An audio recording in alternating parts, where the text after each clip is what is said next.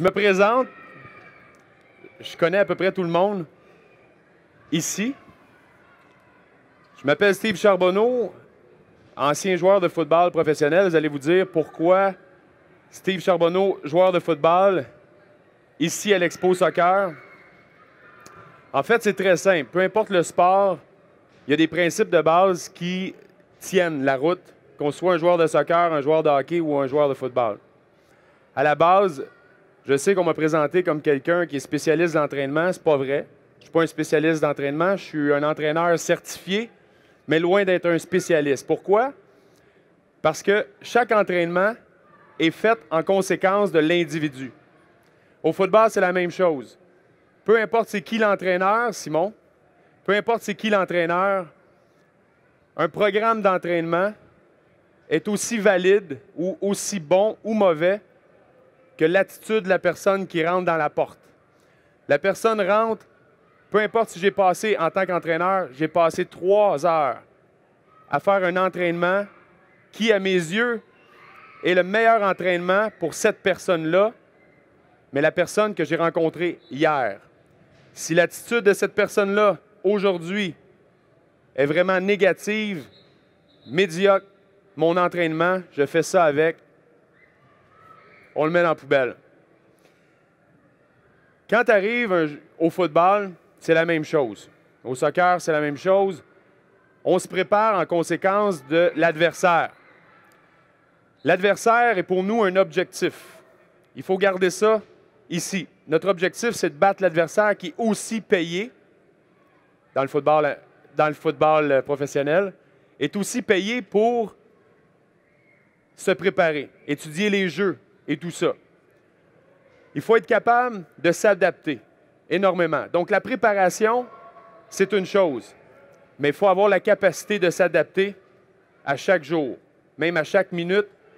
Et c'est l'équipe qui va être capable de s'adapter le plus rapidement qui a de meilleures chances de gagner. Quand la personne rentre au gym ou sur un terrain de soccer ou sur une patinoire, si l'attitude n'y est pas, la personne ne pourra pas s'adapter lorsque ça va aller mal. Elle va perdre confiance en elle et elle ne pourra pas aider son équipe à gagner en partant. Fait que je ne suis pas un entraîneur. Moi, je suis un gars qui est capable d'évaluer l'enthousiasme de quelqu'un. Un jeune qui arrive et dit « Moi, Steve, j'ai un objectif. » C'est quoi ton objectif? À la base, il faut que je sache c'est quoi son objectif. Est-ce que l'objectif est réaliste? Parce que les jeunes ont tendance à ne pas regarder trop loin. Les jeunes ont tendance à regarder... Excuse-moi, je vais bouger un petit peu moins. Les jeunes ont tendance à vraiment... Là. Ça, c'est l'ère du Facebook, du Twitter, c'est l'ère de l'ordinateur. L'information est instantanée.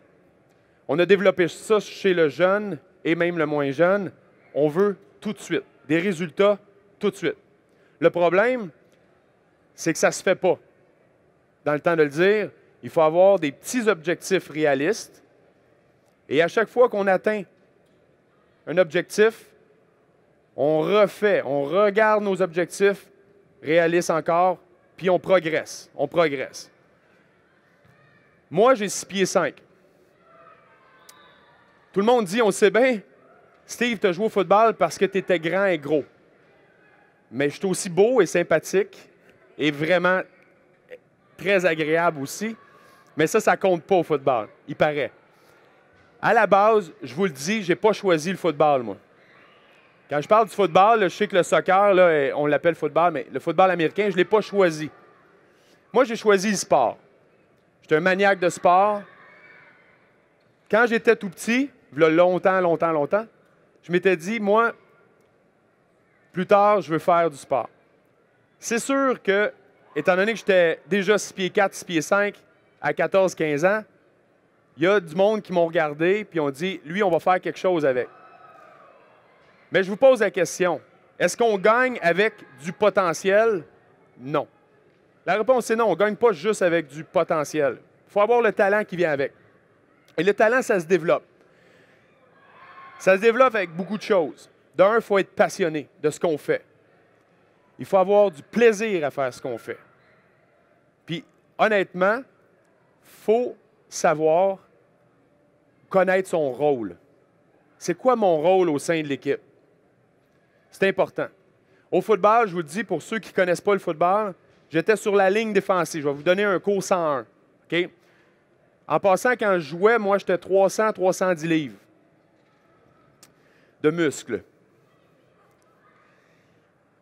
Moi, j'étais vraiment face à la poule, le centre, qui donne le ballon au corps arrière. Et le corps arrière prend le ballon, puis il lance le ballon au receveur. Bon. Moi, j'étais en face, l'autre côté. Moi, il fallait que je mette de la pression sur le corps arrière. C'est ça ma job. Puis je savais que c'était ça ma job. J'avais deux jobs aussi.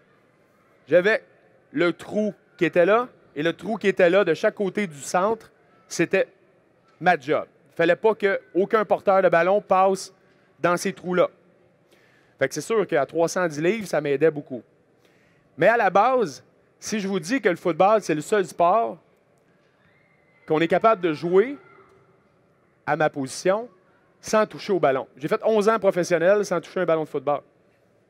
Pensez-y, là, c'est le seul sport qu'on peut faire ça. Fait que tout le monde pense que j'ai un bon bras, que je suis capable de botter un ballon, puis tout ça. Non, la réalité, c'est que je suis pourri à lancer un ballon. Parce que c'était pas ça ma job. Ma job, c'est une job au centre. Puis ma job, c'était aussi de réaliser que j'étais aussi important que les 11 autres joueurs, 10, 11. Dans CFL, on est 12, c'est ça. Les 11 autres joueurs autour de moi.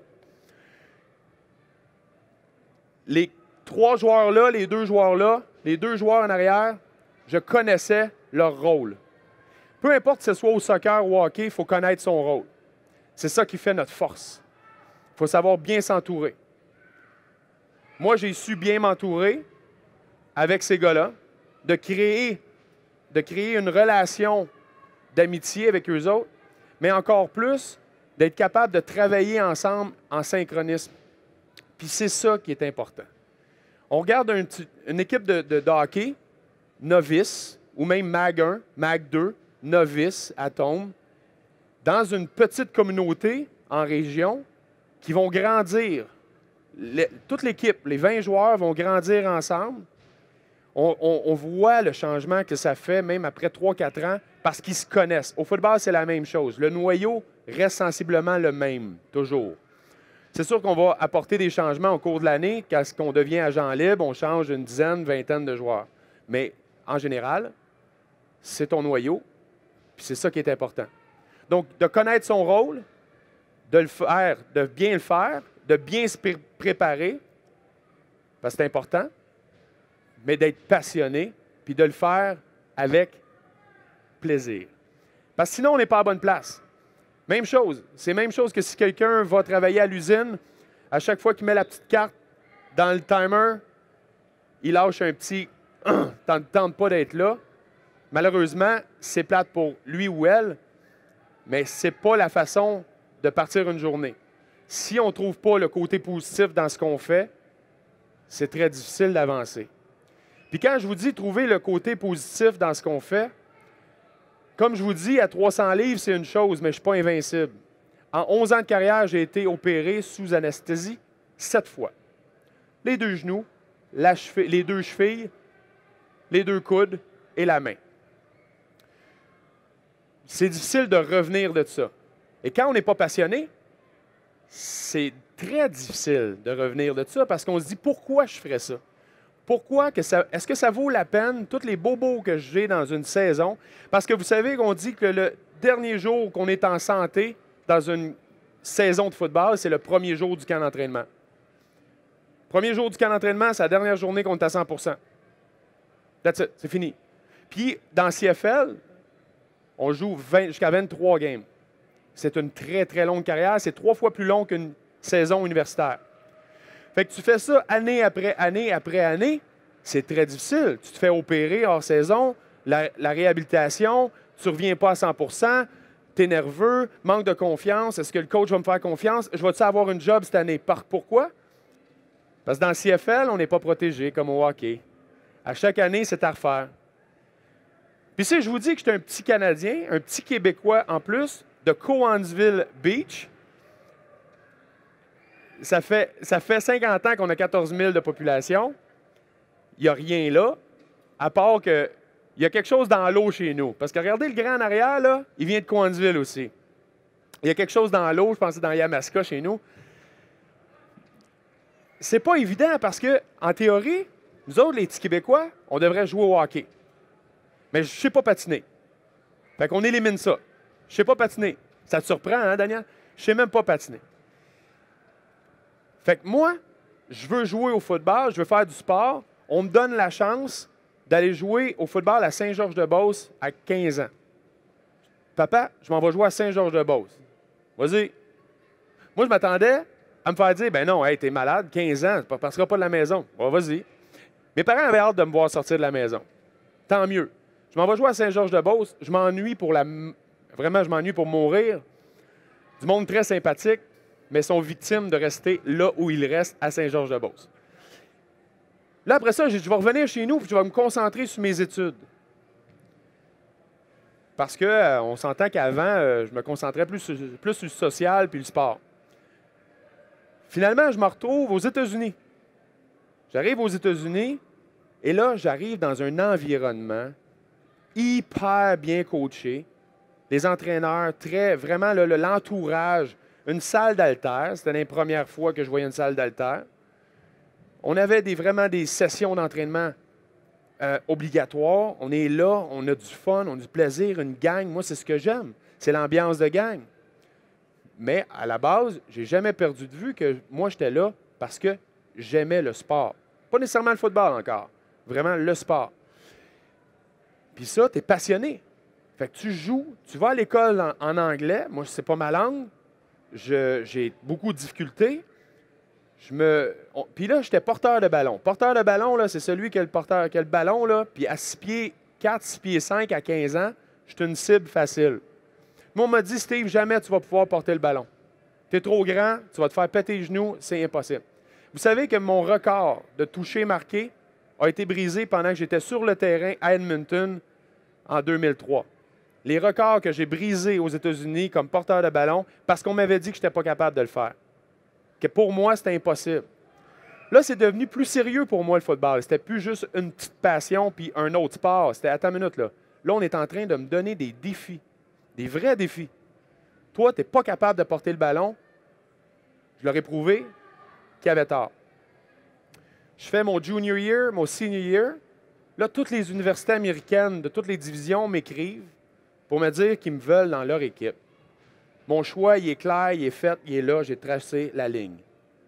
J'avais le sport comme passion et maintenant j'ai le football. Parce que je suis là, puis on a confiance en moi. N'importe quel jeune, dans n'importe quel sport, dans n'importe quelle famille, si tu n'as pas confiance en elle ou en lui, tu limites déjà ses chances d'atteindre ses objectifs, à la base. Peu importe c'est quel sport, puis peu importe quelle discipline. En musique, en théâtre, tu ne crois pas à cet individu-là, ça limite ses chances d'atteindre ses objectifs.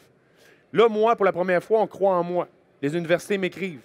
Je m'en vais à l'Université du New Hampshire, scholarship payé, puis il en reste même pour prendre un petit peu de boisson à la fin du mois. Parce que là, j'ai 18 ans, 19 ans, c'est 21 ans là-bas, mais à 6 pieds 5, ça passe. Là, je joue au football américain devant 50-60 000 personnes, division 1-2A, au New Hampshire, à Durham. Oh, là, ça commence à être du sérieux, là. C'est plus un jeu, là, c'est quasiment un job. Mais je suis encore à l'aise là-dedans, c'est le fun. Un peu plus de difficulté au niveau de l'école, par exemple, parce qu'oubliez pas, je suis encore francophone, j'apprends l'anglais sur le tard, je joue mes 4 ans. Un moment donné, je reçois un téléphone des Alouettes de Montréal dans CFL. De quoi vous parlez? Je ne savais même pas qu'il y avait une ligue canadienne de football ici au Canada, puis je ne savais pas qu'il y avait une équipe professionnelle à Montréal. Ça, c'est mon côté un peu sans dessin, mais c'est correct. Je m'assume. Il m'invite au camp d'entraînement à Calgary. Je m'en vais là, un peu innocent, je fais tous les tests. Le téléphone sonne pendant le repêchage. Les Alouettes viennent de me repêcher. Premier choix au repêchage. Hey, attends une minute, il y a encore quelqu'un qui croit en moi. C'est cool. C'est vraiment d'embarquer là-dedans. Mais j'y ai mis tous les efforts, par exemple. Puis j'y ai mis les efforts, pourquoi? Parce que j'étais passionné à la base. Si je n'avais pas été passionné, je n'aurais pas mis les efforts, c'est certain, c'est clair. Puis en plus, j'étais dans un environnement que c'était pas ma langue. Là, je me suis dit, attends une minute. Là, on me donne une autre chance. Mais Colin, je m'étais fait dire, moi, qu'un joueur, un Québécois de Cowansville devrait jouer au hockey puis pas au foot. Là, je suis rendu premier choix au repêchage pour les Alouettes. Colin, y a-tu tant de monde que ça qui se sont trompés? Tu es encore incertain. Tu arrives au camp d'entraînement, là, tu regardes la liste des joueurs qui sont là à ta position. Il y en a 22. Ils en prennent 5. Sur les 22, il y en a 19 qui ont joué dans la NFL pendant 4-5 ans, qui ont roulé leur boss dans la NFL. Puis il y a des noms, là, que tu joues au Madden, là, au Madden 97, là, les gars sont dedans. Puis là, moi, je suis sur le terrain, 3 points d'appui, puis je me dis, qu'est-ce que je fais ici? Je vous le dis, là, c'est plus... Dans ma tête, là, jamais j'étais pour faire le club. À un moment donné, il coupe, commence à couper du monde, Hey, là, on est rendu une dizaine. Là, il reste un match hors concours, puis le lendemain, avant midi, il faut qu'il réduise à 5. Là, on fait la game hors concours, ça va super bien. Le lendemain, c'est le temps des coupeurs. Ils ne m'appellent pas. Ils me disent rien. Je ne suis pas appelé. Moi, mes bagages sont prêts. J'ai rien. Là, j'ai dit, coudonc, ils se sont-tu trompés? J'ai dit, comme ma feuille est tombée entre 2 bureaux, puis finalement, le lendemain, je m'en vais à la pratique. Je m'en vais au vestiaire, puis mon stock dans mon casier. Coudonc, tabarnouche, j'ai-tu fait l'équipe, moi? Pour vous dire que la confiance, c'est tout le temps à refaire. Ça se travaille. Puis même à tous les camps d'entraînement, pendant 11 ans, je n'ai jamais été confiant à 100 % que j'étais pour faire le club. On cherche des bébites. Mais je l'ai toujours fait. Puis on n'était pas protégé, justement, comme je disais tantôt. Vous regardez un film de moi, ma première game contre Toronto. Je joue. Je suis sur le terrain, à 22 ans, un des plus jeunes de la Ligue canadienne de football. Je suis devant Pierre Vercheval. Là, c'est quelque chose, là. Je ne connaissais pas la Ligue, je ne connaissais pas. Puis là, j'ai un Québécois devant moi. Puis là, je me dis, tabarnouche, il y a du monde qui ont eu confiance en un petit Québécois pour jouer au football. Puis là, je m'aperçois qu'il y a d'autres Québécois dans la Ligue. Coudonc, on sait jouer au football, finalement, nous autres. Vraiment cool. Première game au Skydome. Là, j'ai dit, OK, je viens de réaliser mon rêve. Je voulais faire du sport dans la vie. Là, je suis sur le terrain. J'ai dit, je suis en train de réaliser mon rêve. Je fais du sport. Du football, mais c'est du sport. Certains vont dire que c'est du sport. Fait que l'objectif que je m'étais donné quand j'étais tout petit m'a amené là, grand, parce que j'étais passionné de sport. Puis j'ai su relever plusieurs défis. Je n'ai jamais accepté qu'on me dise que je ne pouvais pas le faire. J'ai travaillé fort, malgré les embûches, mais je me suis rendu. Lorsque j'ai terminé ma carrière, j'étais encore un passionné de sport. J'ai tourné la page sur le football et j'étais encore plus passionné que j'étais plus petit de sport. Aujourd'hui, si vous allez voir mon site, aujourd'hui, je fais n'importe quoi, du deck hockey. Et je joue au hockey maintenant. Je fais du kayak, de l'escalade, du vélo. Vous savez quoi? J'ai tombé très malade en 2008. Je suis passé de 305, 310 livres à 237 livres.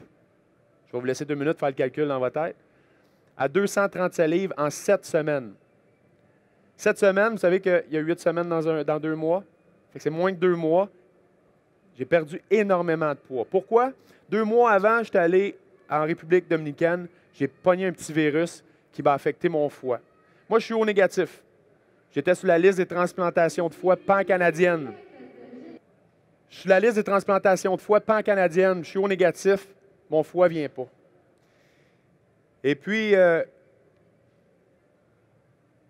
ça n'a pas été long pour moi de perdre tout ce poids-là, mais j'ai toujours gardé ma passion, j'ai gardé ma foi, pas faire de jeu de mots, mais j'ai gardé ma foi. J'avais un petit gars, il était tout petit, 2 ans, 3 ans. C'était difficile pour moi parce que les médecins, le foie ne venait pas, aucun compatible. Les médecins m'ont tout simplement dit, Steve, il faudrait que tu retournes chez toi et tu commences à faire ton deuil. Wow, t'as une minute là. Sauf que monsieur, madame, tout le monde, qui n'ont jamais été mis au défi, puis qui n'ont jamais relevé ces défis-là, pour eux, c'est un choc. Moi, je suis arrivé à la maison, pour moi, c'était une étape dans ma vie et ce n'était pas fini. On vient de me donner un autre challenge, un autre défi. Il fallait que je passe à travers. Mais j'ai passé à travers. Ça a été très difficile, je vous l'avoue. Très, très, très difficile, physiquement, mentalement et tout le reste. Mais je suis passé à travers. Ça m'a rendu pas invincible, mais presque. Parce que je pensais qu'avant, j'étais invincible. 6 pieds 5, 300 livres, moi, il n'y a rien à mon épreuve. Là, je me suis rendu compte que tout tient sur un petit fil très fragile. Là, je suis passé à travers. Les médecins sont unanimes pour dire que si je n'avais pas été en forme comme je l'avais été, je n'aurais pas passé à travers. Voyez-vous, ma passion pour le sport m'a sauvé la vie. Plus tard. Moi qui pensais que d'être un petit Québécois qui aurait dû jouer au hockey, qui joue au football, c'était mon plus gros défi à vie. D'aller aux États-Unis, pas parler anglais et de faire mon université en anglais, c'était un autre défi. D'avoir des enfants. On est le couple, moi puis ma femme, le couple au Canada qui ont fait le plus de in vitro pour avoir 2 enfants. On en a fait 12 total, avant que le gouvernement décide de payer pour. Je suis toujours un petit peu plus léger du portefeuille aujourd'hui. Mais je vous le dis, j'ai fait 12 in vitro pour avoir 2 enfants avec ma femme. Ma femme, patineuse olympique, triple médaillée au patin de vitesse. Pensez-vous que si on n'avait pas été 2 athlètes, qu'on n'avait pas eu parallèlement un cheminement de vie et sport très difficile, comme à relever, on aurait été capable de passer à travers ces 12 in vitro-là? Je vous le dis, c'est non. C'était un passage pour nous autres. C'était un autre défi à relever. Les femmes qui reçoivent un premier résultat négatif démontrent déjà souvent, en général, des symptômes de dépression. 12 fois. Pas facile. Fait que vous savez, on en a eu un autre par après. Donc, j'ai relevé le défi de survivre à la maladie. On a continué nos in vitro, puis on en a eu un autre à la fin. Ellie, une petite fille de 3 ans, super belle, super en forme. Fait que ça, c'est pour moi, le fil conducteur, c'était le sport, la passion, puis d'être capable, moi, intérieurement, de relever n'importe quel défi. Je suis plus malade. On me donne le OK. On me dit, Steve, tu es en forme, ou presque. Tu n'as plus de maladie à l'intérieur. Ton foie est correct, tes enzymes, c'est correct, tes tests sanguins, tout est beau. Parfait. Je me retourne chez nous, je m'accoule douce. Donc, je reviens à peu près au même poids que j'étais avant de tomber malade. Un petit brin pas à la même place. Là, je me suis dit, attendez, là. Le petit gars qui était hyper amateur de sport réalise que là, je suis plus malade, mais je suis plus capable de faire mon sport parce que j'ai de l'embonpoint, puis je bouge moins bien. Puis là, toutes les opérations que j'ai eues dans le passé, dans les 2 genoux, j'y ressens là, d'un coup sec parce que ma masse musculaire réduite de beaucoup. Je me suis dit, OK, un autre défi. Parfait. Qu'est-ce qu'on fait? On traverse le Canada en vélo. On l'a fait. J'ai traversé le Canada en vélo, perdu 25 livres, ça a marché. Traversé le Canada avec les policiers de Montréal pour une bonne cause, enfant-retour. On l'a fait en 13 jours. Si je vous dis ceci, j'étais à Vancouver, il est 6 heures le matin, une petite pluie, un petit froid, juste fatigant, là, tu sais. Je suis sur mon vélo, on a à peu près 10 minutes de fête. Je suis en train de monter une petite côte. Je regarde mon odomètre, j'ai 80 km de fête sur mon vélo à vie. À vie. Un vélo sur mesure en passant, parce qu'à 300 livres, même s'ils veulent te vendre un vélo en carbone, ça ne marche pas, il n'y a personne qui va te garantir le frame. Fait que je l'ai fait faire en titane. Mais là, je monte, puis là, j'ai froid. Il y a une petite pluie fatigante. Je regarde mon odomètre, 80 km. Je suis donc bien épais. C'est vraiment ce que je me suis dit. Ça prend un tata, mais un vrai, pour décider de traverser le Canada avec 80 km de fête. Vous savez quoi? Pour moi, c'est là que je me suis dit, je vais le faire. Et non seulement je vais le faire, il n'y a pas personne qui va me voir sur le bord de la route en train de vomir ou qui va rentrer dans la petite vanne parce que je suis blessé ou autre. Je vais le faire, je vais le faire. Je me suis mis ça comme défi. Sur parce qu'on était à relais avec les policiers, on avait 3 groupes d'à peu près 8 à 10 personnes. On roulait à peu près entre 100, 150, 180 km par jour. On se relayait comme ça. On dormait, on partait à 5 h, 6 h du matin, on arrivait à 10 h le soir. Pas évident. Puis quand on arrêtait, les petits snacks, c'est des petits râpes au poulet ou au thon, ou au saumon, avec des crudités. On s'entend que moi, là, en tout cas, je regardais, là, on passait des fois dans les places, puis on voyait McDo, là. Je m'en allais de même, puis là, j'avais le goût d'arrêter, je vous le dis, puis j'ai des chutes de pression avec des petits râpes là, au poulet. Pour moi, c'était pas vraiment mon menu de choix. Mais je l'ai fait. Ça a été très difficile, je l'avoue. Je reviens à Montréal. Bon, parfait. Prochain défi. Faudrait que je me mette à courir. Je vous dis, je suis un amateur de sport, là. Faudrait que je me mette à courir. Je n'ai jamais couru de ma vie. À 300 livres, on ne court pas. Ou pas bien, ou pas longtemps. Je dis, bon, ben parfait, je vais faire un demi-marathon. Le demi-marathon d'Ottawa, là, 3 ans. Je l'ai rentré en 2h18. Tout le monde me disait, Steve, t'es malade. J'ai 100 livres de plus que le deuxième plus gros. Ça n'a pas de sens. On est 10 000 sur le départ. Je regarde ça, la foule. Puis vraiment, en fait, je la regarde là, la foule. J'ai vraiment un pied et demi de tout le monde, puis ça n'a pas de sens.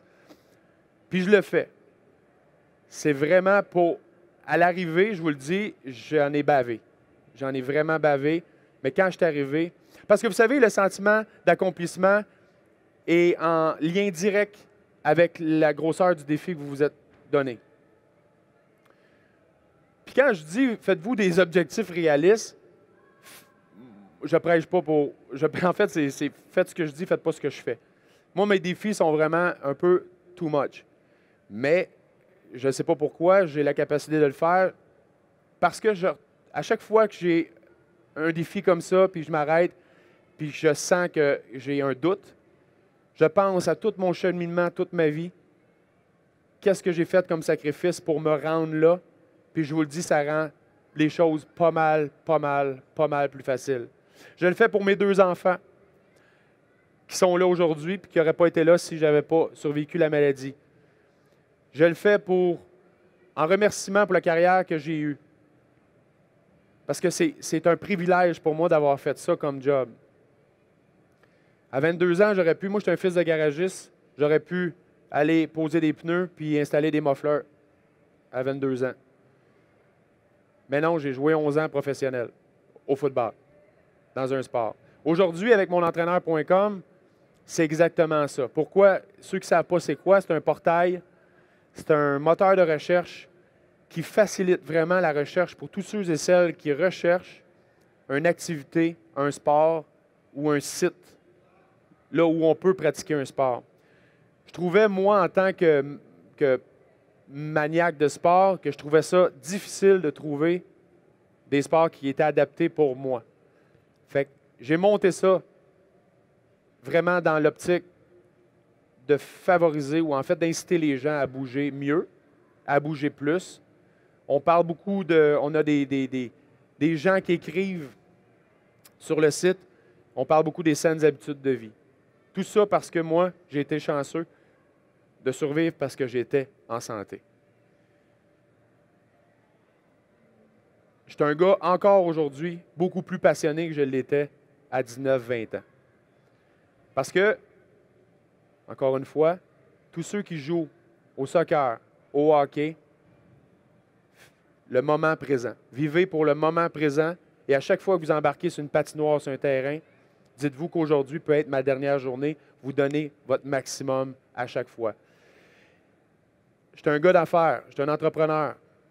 Je prends des défis, des gros risques. Je le fais toujours en souriant, peu importe le résultat, parce que j'y mets de mon moi, je donne mon maximum tout le temps. Chaque projet a mon image, ma signature. Ma signature, pour moi, ça vaut beaucoup. Ma signature égale tout ce que j'ai fait dans le passé. Fait que quand je mets ma signature en bas de quelque chose, c'est que je l'endosse. Je l'endosse. Pour moi, c'est un beau projet. Je vais mettre mes tripes, puis il n'y a personne qui va être déçu quand je signe en bas. Puis je vais tout faire pour livrer la marchandise. C'est ce que j'ai fait tout au long de ma carrière. Mon entraîneur, c'est ma signature, c'est à mon image, Si vous allez là, vous allez voir ce que c'est. Ça fait pas longtemps qu'on l'a lancé. Puis déjà, on voit les gens qui en parlent. Ah oui, ça me dit de quoi, ça, mon entraîneur? Oui, oui, j'ai su. Parce que je suis allé à la télé. J'ai fait à peu près tous les postes de télé qui existent pour en parler de mon temps, parce que je suis passionné puis je veux faire bouger les gens autour de moi. Mais merci beaucoup de l'attention, vraiment. Merci.